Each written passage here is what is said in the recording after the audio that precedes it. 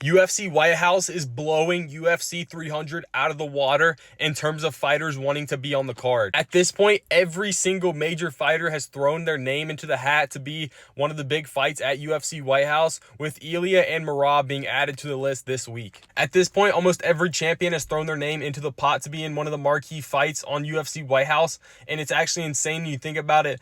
Ilya, who's a Spanish-Georgian fighter, Hamzat, who's from Sweden, and now he represents UAE, Tom Aspinall's from England, and they're all keen on being on this card. It shows you how many eyes are going to be on this card, and fighting on it and having a big win in front of one of the largest audiences in UFC history will be so big for people's careers that they're all in a competition to get on the card. You even have fighters such as Merab Dvalishvili, who's top 3 pound for pound, saying he doesn't mind if he's on the prelims of this event. He just wants to be a part of it.